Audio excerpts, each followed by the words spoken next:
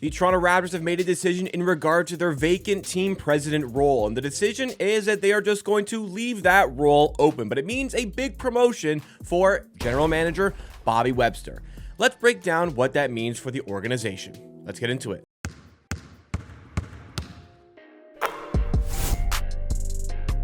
Welcome back, everybody. This is Amateur Sports. It is the YouTube channel that is completely dedicated to giving you Toronto Raptors content and videos like this and live streams on the channel. Drop a like if you enjoy this video and make sure to subscribe for more Raptors content just like it. And just want to say, I'm back from my vacation. You may not have known I've been away, but over the last 3 weeks, all the videos that have been uploaded are pre-recorded, but I am back in Toronto, ready to give you Raptors coverage as we head into the preseason, the regular season, and beyond. And the big news after my return is that Bobby Webster is receiving a promotion, but only a promotion in responsibility, not in title. He's going to be keeping the same title as general manager of the Toronto Raptors, but he has absorbed all of the responsibilities that previously were held by team president Masai Ujiri, who was fired just about a month and a half ago. The Raptors were looking for a replacement. They were seeing who was out there. They were interviewing people, including Bobby Webster, and the decision is just for an internal promotion. Again, just in responsibility, but not quite in name. Now, this isn't a scenario where, you're at work, the person above you gets fired, and then you take on all of their responsibilities, but you don't actually get a raise. You still get the same salary, except now you're doing 2 jobs instead of 1. Different scenario here. It has been reported that Bobby Webster is getting a significant raise to take on these extra responsibilities, and he has also been given a contract extension in order to do so. So all is fair. Bobby Webster is not sweating it over the title. Neither am I. It's just a name on your desk, on your door, in your office, whatever it is. Bobby Webster has the reins. Bobby Webster is in control of the Toronto Raptors from a basketball perspective. Now, I think that's fine. I mean, Bobby Webster was an important part of the Raptors and their amazing run from 2013 to, we'll call it 2021. He was a pivotal component of the Raptors winning the NBA championship in 2019. Bobby Webster is an important piece in this whole thing. And, along with that, an important piece in all the success, he's been an important piece of the Raptors not quite doing as well in the last few years. And having an expensive team, having these players on very large salaries without having very much or really any on-court success as of late. So it's really going to be on him to turn things around. And, as much as he's taken on this bigger role now, I don't think the clock quite resets for him. Like, he's been here. He's been a part of it. Do we know what sort of role he had in conjunction with Masai Ujiri?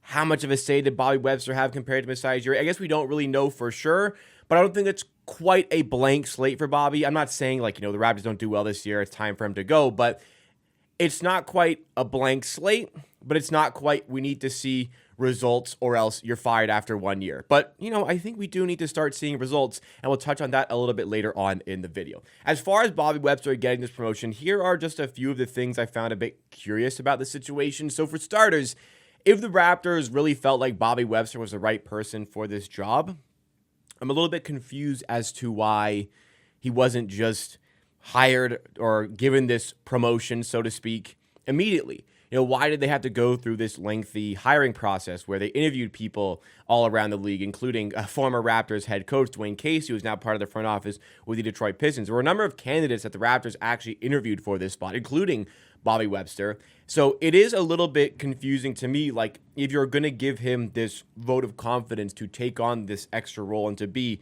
the head of the basketball operations of your team, if that confidence was there to give Bobby Webster the job, why wasn't that confidence there a month and a half ago? So what would have been the reasons why the Raptors decided to not go with one of the other candidates? Because, they must not have been confident enough, or else they would have just given it to Bobby Webster time. Maybe they just wanted to see what was out there, see if anybody brought in some new ideas. I'm not so sure, but I think the biggest thing that it will probably scream to me is that the budget was a concern, and the budget is the biggest problem. The fact that the Raptors haven't overhauled the front office after Masai Ujiri's departure kind of showcases that they're happy with where the basketball product is at to a certain extent. Obviously, they want to see it improve, but they're not, I guess, upset or dissatisfied with the way the basketball has been run in the last few years. If they were upset about that, I'm speaking of Toronto Raptors ownership here, if they were upset about how the basketball decisions were being made and the decisions made over the last years, if they were that upset to fire Masai Ujiri,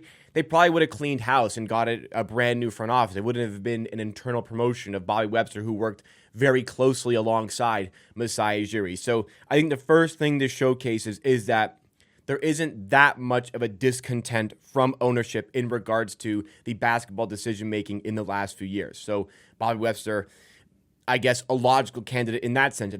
If they're fine with the decisions being made, they're fine with the direction that the team is going in, Bobby Webster is helping guide them in that direction. So it does make sense, again, logically to promote him in that sense. But it also, again, showcases that the budget was the biggest concern in firing Masai Ujiri. Because, again, if they were upset about the basketball decision-making being made, and that's the reason they fired Masai Ujiri, they would have cleaned house. They would have brought in a brand new front office likely. So, again, it's kind of the direction that MLSE, Rogers are going with a lot of the teams in Toronto right now.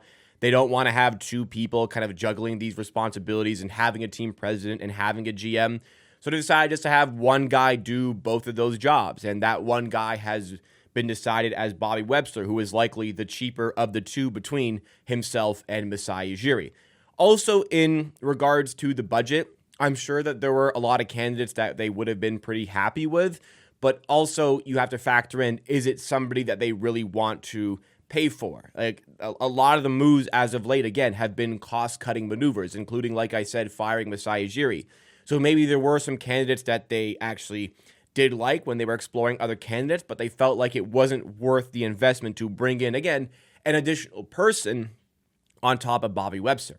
Definitely the cheapest option would have been just give Bobby Webster a raise rather than hire a completely new person to bring into the team. And if you're going to bring in a new person to the team, you would definitely have the hope as a fan that the ownership would be considering people who are very qualified to take on that role and take on that position. So again, all of this kind of screams to me that budget is a big deal for the team. Budget is a big deal for MLSE and Rogers. That's the reason Masai Ujiri was fired. That's the reason he wasn't replaced. And that's why Bobby Webster has been promoted to this position. Now, also on top of this, you have to consider alongside, could the Raptors maybe not afford some of these candidates? You have to maybe question, were some of these candidates maybe not super interested in this position? Like, it's a possibility. I mean, you look at the way the Raptors have been run over the last few years.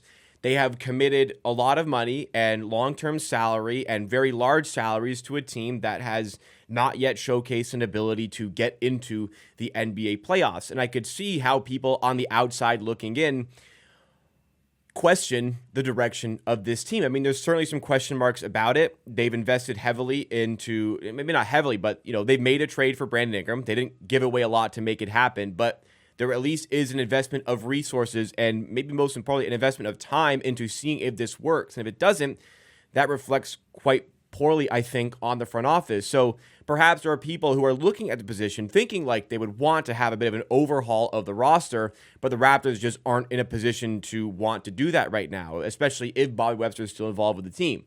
You don't want to bring in a team president that disagrees with the direction that the general manager wants to take the team. So there could have been a lack of interest in the role. And according to reports from TSN's Josh Lewenberg, some of these concerns were very much raised in these interviews with potential prospects to take on this vacant team president role. Again, like I said, people question the direction, question the salaries. So maybe if these people were going to take on the job, it would have required a very hefty paycheck, and it would have required further changes to be made to the team, not just on the floor, but perhaps in the front office as well. Ultimately, again, the Raptors decided that they are comfortable with the direction the team is going in right now, and they are comfortable with Bobby Webster taking this step up to guide the team into the future. But as much as I believe this is a team capable of making the playoffs this year, and as much as I believe, the clock, it hasn't quite reset for Bobby Webster, but he's not quite, in the hot seat necessarily. There is still a need for things to change on the court, though. Like, this is a team that has won, like 55 games in the last 2 seasons. Like, that's just not going to cut it. Anything of the sort for this season, that is just absolutely not going to cut it. Like, we cannot be, I don't think, in a position come February, come the trade deadline. The Raptors cannot be in a position where tanking is, like, the better option for the team to take on. Like, we really need to be in a position here as an organization where this team is trying to get into the playoffs. There is just too much investment of money and time into the players currently on the roster for things to just blow up in our face once again this season. And in looking at the schedule to start the season for the Raptors, maybe we'll have to cover this in a more extensive video, but looking at the schedule for the Raptors, like, I think it seems to be like a pretty difficult start to the season.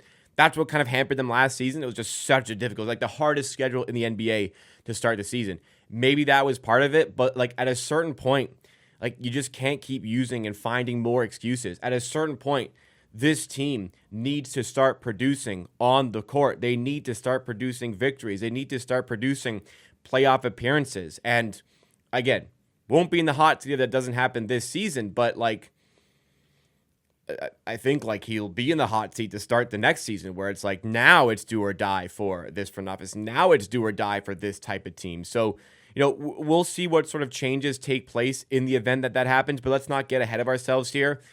I entrust Bobby Webster for this role. I'm a fan of Bobby Webster. I think he can lead this team into a new era here.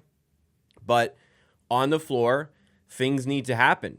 Positive things need to happen. And off the floor, honestly, there's probably some changes that need to be made. The Raptors are right now over $1 million above the apron. That's where they're projected. So at least a move needs to happen to get under that mark, which it shouldn't be extremely difficult to do. But perhaps like for on-court success, more things need to happen as well. Because it appears as though right now, no big change is going to happen. So if things aren't starting to change on the floor, something will have to change off it. And if those aren't the right changes made from the front office, then perhaps some more changes need to be made in the front office as well. But for now, I have my faith in Bobby Webster. I'm happy he's been given this role.